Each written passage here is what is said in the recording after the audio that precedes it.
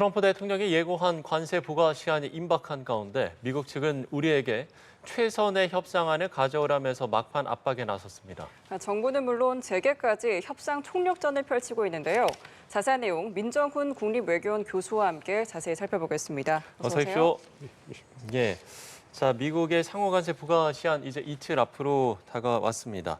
먼저 러트니 미 상무장관의 발언에 대해서 저희가 분석을 해봤으면 좋겠는데 우리나라에 최선의 또 최종적인 협상안을 요구한 것으로 전해졌습니다. 이게 이제 이 발언을 두고 이제 협상 카드에 불만족스럽다는 의중을 드러낸 게 아니냐 이런 이제 분석들도 나오고 있고요. 어떻게 좀 보세요?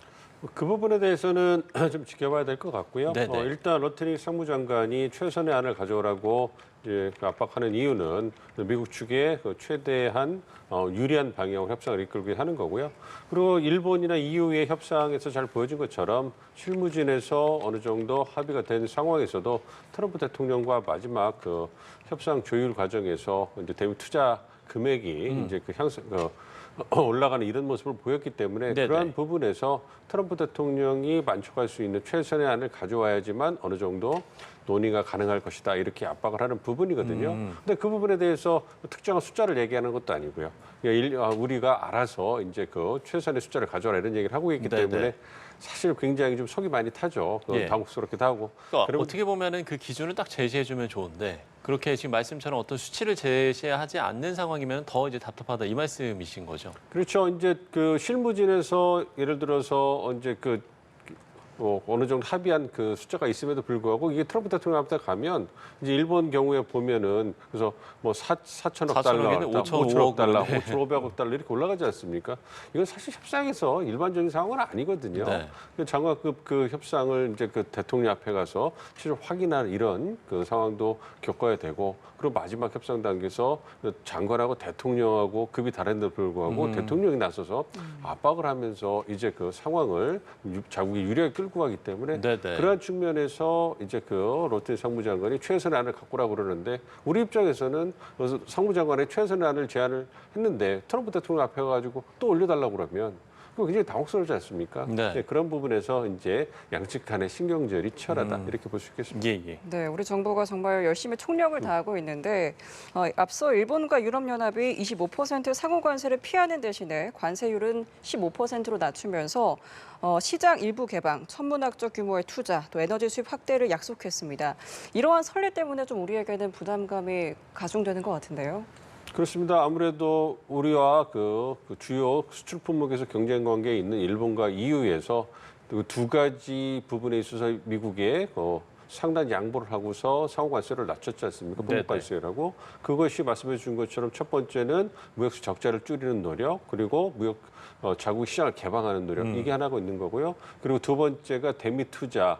를 갖다가 천문학적인 대미 투자를 하는 거죠. 미국의 양질 일자리를 창출하는 그런 목적이 있는 건데 아무래도 그 비관세 장벽을 낮추거나 한국 시장을 개방하는 일부 개방하는 부분에 있어서는 어느 정도 접점이 만들어지는 것 같은데 말씀해 주신 것처럼 그 대미 투자 금액이 있어가지고 아직까지 이제 그 양국 간에 이견이 있는 걸로 보입니다. 그리고 특히 이제 일본이나 EU가 진짜로 천문학적인 그런 대미 투자를 약속했기 때문에 물론 그것이 집행된 시기라든지 방법 이런 부분에 대해서는 앞으로 논란이 있겠습니다만 어쨌든 숫자 노름을 하는 협상이 됐기 때문에 이 부분에서 우리도 어느 정도의 숫자를 만족할 수 있는 숫자를 제시해줘야 하기 때문에 그런 부분에서 압박이 있는 거고요.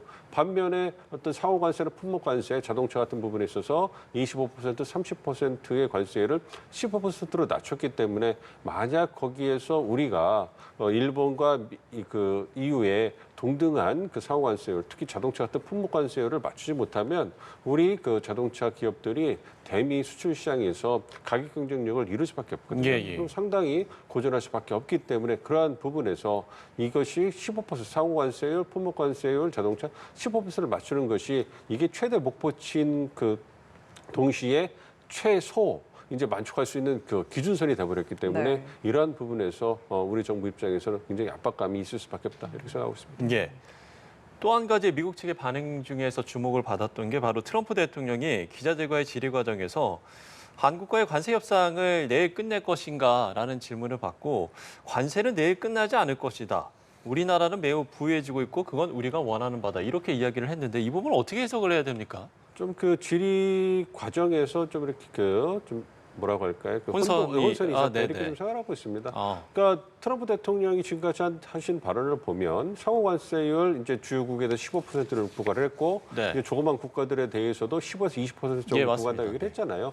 그러니까 어느 정도 그 트럼프 대통령의 머릿속에는 상호 관세율이나 품목 관세율을 15% 정도로 측정하는 것이 그 결정이 돼 있는 것 같아요. 그래서 보편 기준 관세 10% 통해 가지고 어떤 재원을 확보하고 5%의 어떤 추가 그 관세를 통해 가지고 미국의 이익을 좀 더 추가하면 그러면서 굉장히 관대한 미국의 모습을 보여주는 것 같은 착시 효과를 일으키잖아요. 그런 부분이 있기 때문에 아무래도 한국과의 협상에 있어서도 EU나 일본과 다른 관세를 적용할 이유는 없거든요. 한국도 열심히 협상에 임하고 있고 최대치의 어떤 그 협상안을 제시하고 있기 때문에 네네. 미국 정부 입장에서 본다면 한국이나 일본, EU 모든 그런 국가들이 자국 시장에 열심히 경쟁을 해서 최고의 어떤 그 제품을 미국 유권자들한테 제공하는 것이 가장 좋은 시나리오고요. 한국이 갖고 있는 전략적 중요성을 고려했을 때 이번 한 번 단기적인 관세 협의 때문에 한국과의 관계를 최악으로 떨어뜨릴 이유는 없거든요. 예. 그런 걸 본다면 트럼프 대통령 입장에서는 한국으로부터 최대치의 어떤 그 협상안을 갖다 제공받고 거기에서 만족하는 딜을 할 거고요. 그런 생각을 갖고 있다고 생각을 하고 있는데 이건 아무래도 비행기를 탑승하는 과정에서 한국에 대한 그 관세 협상을 끝낼 것이냐 이 부분에 있어서 좀 소음 때문에 혼선이 있었고 이제 일반적인 부분에서 관세 협상은 계속될 거다. 지금 그 많은 주요 국가들이 관세 협상을 끝냈지만 향후에도 필요하다면 관세 협상 계속할 거고 이걸 통해서 미국의 부를 축적할 거다. 이런 얘기를 했기 때문에 그 부분에 혼선이 있었고 아무래도 협상이 임박한 우리나라 입장에서는 트럼프 대통령의 일거수일투족에 하나하나 발언마다 그거에 이제 집중할 수밖에 없기 때문에 생겨난 해프닝이 아닌가 생각하고 있습니다. 네, 다시 러트닉 미 상무장관과의 협상 얘기로 돌아가 보면요. 구윤철 경제부총리가 러트닉 장관을 미국 도착 3시간 만에 긴급하게 만났는데 이 만남이 깜짝 회동을 알려져서 이 신호가 과연 무슨 신호인지 의견이 분분합니다. 어떻게 보셨어요? 그러니까 일단은 구윤철 그 기재부 장관께서는 카운터파트가 이제 러트닉 상무장관이 아니라 스캇 베센트 이제 재무장관이잖아요. 예. 네. 그래서 그 두 분이 만나시고 되어 있는데 어쨌든 장관급 회담이기 때문에 실무진에서 지금 상호관세율에 대한 기획을 하고 시행하는 데서 가장 중점적인 역할을 하는 사람이 러트닉 상무장관이에요. 예. 그러니까 그 베센트 재무장관은 이제 실무 차원에서 키맨으로서 마크 루비오 그 국무장관과 더불어서 트럼프 대통령이 신뢰하는 두 키맨들이거든요. 그러니까 실무 협상이 끝나면 마지막 점검하고 조율하는 이런 역할을 하는 분인데 우리 입장에서는 러트닉 상무장관이 실무에 지내서 가장 적극적으로 활동을 하고 있고 이번에 상호관세율이 90일 유예가 되긴 했습니다만 진행되면서 성과를 이제 그 미국 측 입장에서 거두고 있기 때문에 러트닉 상무장관에 대한 트럼프 대통령의 신뢰가 커지고 있는 상황이란 말이에요. 네. 그렇다면 우리의 어떤 경제수장께서 러트닉 상무장관을 만나서 최종 점검을 하고 그러한 공감대를 형성을 해서 이제 베센트 재무장관과 얘기하는 것은 큰 무리가 없는 거기 때문에 총력전을 펼친다는 의미에서 이제 그 두 장관을 모두 만난다 이렇게 이해하고 있습니다. 예. 네. 그럼 이제 베선트 미 재무장관과 현지 시간으로 31일에 이제 1대1 회동을 하게 되잖아요. 그럼 이게 이제 막판 회담이라고 생각을 하면 되겠습니까? 그렇다고 생각하고 있습니다. 물론 이제 트럼프 대통령과의 마지막 막판 협상이 남아있긴 했습니다. 네네. 하겠습니다만 어쨌든 러트닉 상무장관 그리어 USTR 대표 이게 실무진 대표고요. 그 대표안에서 이제 합의된 그 협상안을 마지막 우리 실무진에서 최종 점검하는 것이 이제 그 말씀하신 베센트 재무장관과의 협의라고 보고 있습니다. 네네. 그러니까 일본과 미국이 이번에 그 관세 협상을 할 때 트럼프 대통령 앞에 앉아서 협상을 할 때 보면 미국 진서로는 말씀드린 러트닉 상무장관, 베센트 재무장관, 루비오 국무장관이 앉아 있단 말이에요. 예, 그러니까 예. 그 세 분이 핵심적인 키맨으로서, 그러니까 러트닉 상무장관은 실무 총책임 지고 있는 거고 나머지 베센트 재무장관과 루비오 국무장관은 키맨들이기 때문에 트럼프 대통령에게 의견을 개진하면서 네네. 협상을 마무리 지는데 중요한 역할을 할 거기 때문에 우리 구은철 경제수장께서 러트닉 상무장관과 베센트 재무장관을 만나는 것은 의미가 있는 거고 이제 그 조연 외교부 장관께서 이제 루비오 장관도 만나시잖아요. 그걸 통해 가지고 실무 차원에서 할 수 있는 우리 정부 할 수 있는 총력전을 벌이는 거고 최대한 그런 협의를 통해서 우리에게 우호적인 상호 호혜적인 안을 끌어내기 위한 노력이다 이렇게 보고 있습니다. 예. 네, 대통령실이 오늘 한미 관세 협상과 관련해서 국익을 최우선으로 대한민국이 감내 가능한 미국과 상호 호혜적 성과를 낼 수 있는 분야 중심으로 실질적으로 진행되고 있다고 밝혔습니다. 협상 과정에서 반도체, 2차 전지, 또 바이오 분야 협력 방안도 협의 중인 걸로 알고 있는데 이 카드가 좀 미국 측의 매력적인 카드가 될 수 있을까요? 가능성이 있고요. 그리고 우리 정부 입장에서는 최대한 협력이 가능한 부분, 그러니까 미국이 필요로 하는 전략산업 분야를 중심으로 해서 어떤 그 협상안을 제시를 하는 거죠. 예. 그러니까 말씀드린 두 가지 미국이 원하는 협상의 어떤 그 목표 중에서 하나가 이제 그 무역수 적자를 줄이는 거 시장 개방이고 두 번째가 대미 투자를 확대하는 거잖아요. 그 대미 투자를 확대하는 분야가 일본이나 EU 경우에서도 볼 수 있는 것처럼 조선이라든지 방산이라든지 에너지, 반도체, 의약품 이렇게 미국이 필요로 하는 전략산업, 즉 중국과의 경쟁에 있어서 공급망을 미국이 우호적으로 재편하고 이것이 미래 먹거리 산업들이란 말이에요. 그러니까 양질의 일자리를 창출할 수 있고 미래의 어떤 그 국가 경쟁력을 어떤 그 좌지우지할 수 있는 그런 분야이기 때문에 그런 분야에서 각국이 가진 그러한 강점을 바탕으로 해서 투자를 갖다가 이끌어내는 그런 협상을 하고 있거든요. 그러니까 우리나라가 갖고 있는 강점을 본다면 여기 말씀드린 것처럼 조선, 미국이 그 절실히 원하는 분야 아니겠습니까? 그다음 반도체, 여기에다가 그 2차 전지, 그리고 이제 바이오 이런 부분을 한국이 갖고 있는 강점, 제조, 어떤 세계 최고의 제조력을 갖고 있기 때문에 이런 부분에서 미국도 우리와 협력을 절실히 원하는 분야이기 때문에 네네. 우리가 대미 투자를 결정하는 데 있어서 이 부분은 우리의 미래 경쟁력을 확보할 수 있는 전략 분야인 동시에 미국도 원하는 부분이기 때문에 상호 호혜적인 그런 결과가 나올 수 있는 거죠. 그래서 그런 부분에서 적극적으로 우리의 매력을 어필을 해가지고 협상을 이끌어내는 그러한 전략을 쓰고 있다 이렇게 보고 있습니다. 예. 미국이 원하는 시장 개방과 관련해서는 이 미국의 농축산물 수입 확대에 대해서 이야기를 안 해볼 수가 없을 것 같은데 일단 대통령실은 농축산물에 대한 민감성을 우리 정부도 충분히 알고 있다 이렇게 이야기를 했습니다만 앞서 이제 다른 일본과 이제 다른 주요국들의 사례를 비춰봤을 때 우리도 일부 시장 개방이 불가피하다는 이런 전망도 나오고 있잖아요. 이 부분에 대해서는 어떻게 보세요? 그렇습니다. 그러니까 두 가지 분야 대미 투자를 확대하는 부분, 그 네. 전략산업 중심으로 가는 거고요. 이제 두 번째 그 분야 목표가 이제 시장 개방이잖아요. 예, 예.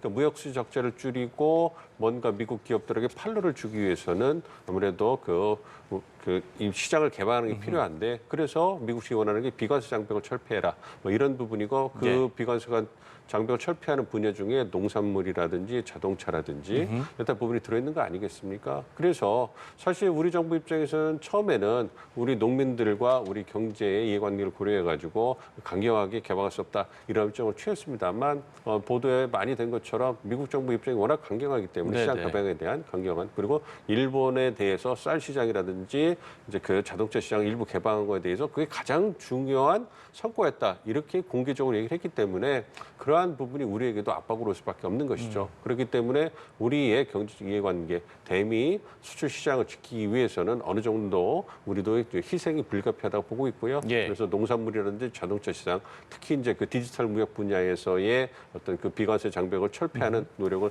해야 될 거라고 생각을 하고 있는데 어떤 농산물 분야에 있어서는 쌀이나 소고기 어떤 분야의 그 개방도 논의가 되고 있지만 그분보다는 아무래도 연료용 어떤 농산물 수입 그러니까 에탄올 옥수수라든지 대두라든지 이런 부분에서 우리가 피해를 최소화하면서 어떤 무역수 적자를 줄이고 시장을 개방하는 상징성을 줄 수 있기 때문에 그러한 부분을 강조하면서 쌀이나 소고기 같이 굉장히 민감한 분야에 대해서는 어떤 개방을 최소화하려는 노력을 하지 않을까 생각하고 있습니다. 네.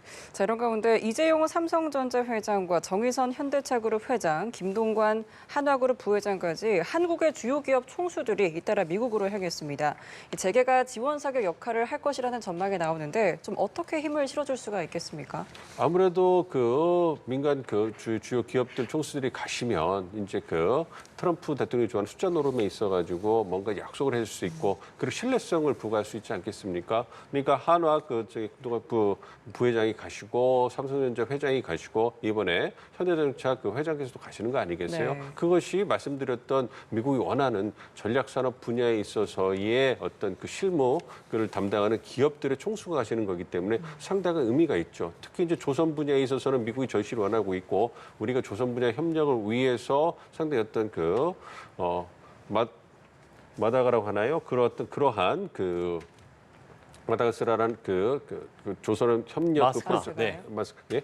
마스가 말씀하시죠. 예, 그렇습니다. 네네. 마스가 그 부분에 대해서 그 프로젝트 부터 제안을 했고요. 그 부분에 대해서 이제 그 담당자라고 할 수 있는 하나 이제 부회장께서 가셔가지고 그 부분에 대해서 신뢰를 좀 실어줄 수 있는 것이고, 네네. 아무래도 뭐 그 반도체라든지 이러한 AI 반도체 부분 이런 부분에서 삼성전자가 우리나라 어떤 그 주요 기업 아니겠습니까? 네네. 그리고 최근에 일론 머스크의 테슬라와 어떤 그 반도체 부품 공급 계약도 맺었기 때문에 상당히 기대가 높아지고 있는 상황인 거고요. 그리고 현대자동차 같은 경우는 지난 3월에 어떤 그 천문학적인 또 그 추가 투자를 갖다가 약속을 하지 않았습니까? 그렇기 때문에 이렇게 정부뿐만 아니라 민간 기업에서 총수들이 그 참석하셔가지고 그 부분에서 이제 신뢰성을 높이고 또 깜짝 또 추가적인 제안도 할 수 있기 때문에 그러한 부분에서 트럼프 대통령과 협상을 보다 원만히 끌어나갈 수 있는 동력이 되지 않을까. 그래서 상당한 지원이 되지 않을까 이렇게 기대를 하고 있습니다. 예. 미중 관계도 짚어봤으면 좋겠습니다. 미중 관세 협상은 별도의 시간표를 갖고 지금 진행 중인데 일단은 90일간 관세 휴전을 연장하기로 잠정 합의를 했습니다. 최종 승인이 남았습니다만 일단 트럼프 대통령은 만족감을 표했는데 이 미중 관세 협상은 어떻게 좀 전망을 해보세요? 미중 관세 협상은 이제 시작이다 이렇게 보고 있습니다. 네네. 이제 3차 협상을 하고 있습니다만 이제 그 미중 간에 합의한 거는 90일. 그러니까 지금 그래도 유예한을 연장하는 거 아니겠습니까? 그래서 그 얘기는 이제는 8월 1일까지 주요 우방국들과의 관세 협상을 끝내고요. 네. 본격적으로 미중 간의 관세 협상이 시작될 거다 이렇게 예상을 하게 됩니다. 그리고 이제 그 주요국들과의 우방국들의 그 협상이 끝나고 이제는 품목별 관세에 있어가지고 이제 어떤 그 무역 협상이 좀 치열하게 전개될 거라고 생각하고 있습니다. 예. 반도체나 의약품, 그래서 EU나 일본, 한국 같이 주요 대상국들이 어떤 그러한 어떤 그 품목 관세가 부과되는 것을 피하기 위한 노력을 지금 하고 있는 거고요. 그러한 분야가 미중 간의 이제 무역 적자를 줄이기 위한 그런 그 협상과 더불어서 공급망 재편에 있어서 한 축을 구성할 거라고 생각하고 있습니다. 네. 그러니까 베센트 재무장관이 얘기한 것처럼 반도체나 의약품 분야에서는 중국과의 디커플링이 불가피하다 얘기를 하고 있었기 때문에 그러한 부분에서 이제 무역 협상이 이제는 그 무역 적자를 줄이는 1차 단계를 넘어서 2차 공급망 재편으로 넘어가는 거고요. 그 중심에 중국과의 협상이 있는 겁니다. 그러니까 미국 입장에서는 주요 우방국과의 어떤 관세 협상을 마무리를 짓고 이제 본격적으로 가장 큰 무역수지 적자를 갖고 있는 중국과 협상을 통해 가지고 무역수 적자를 줄이고 이와 더불어서 공급망 전쟁에 있어서 우호적인 상황을 만들기 위한 포석을 깔고 있는 거라 보고 있기 때문에 네. 이제 미중 간의 관세 협상은 시작이다 이렇게 좀 생각을 하고 있습니다. 그래서 이제 앞으로 여름이나 초가을에 진행되는 미중 간의 관세 협상을 통해 가지고 미중 간의 어떤 관계, 전반적인 관계도 결정이 된 것이고 그러한 관계가 좀 우호적으로 간다면 네. 아무래도 이제 그 미중 간의 정상회담도 열릴 수 있는 트럼프 대통령과 시진핑 주석이 만나 그렇습니다. 정상회담 열릴 수 있을 텐데 그 과정이 결코 녹록하지는 않을 것이다. 이제 미중 간에 정말로 중량급의 어떤 관세 협상, 정말 치열한 무역 전쟁이 벌어질 거다 이렇게 예상을 하고 있습니다. 알겠습니다. 관세 부과 시한이 정말 얼마 남지 않았는데요. 결과까지 계속해서 주셔야겠습니다. 자세한 내용 민정훈 국립외교원 교수와 함께 살펴봤습니다. 오늘 말씀 고맙습니다.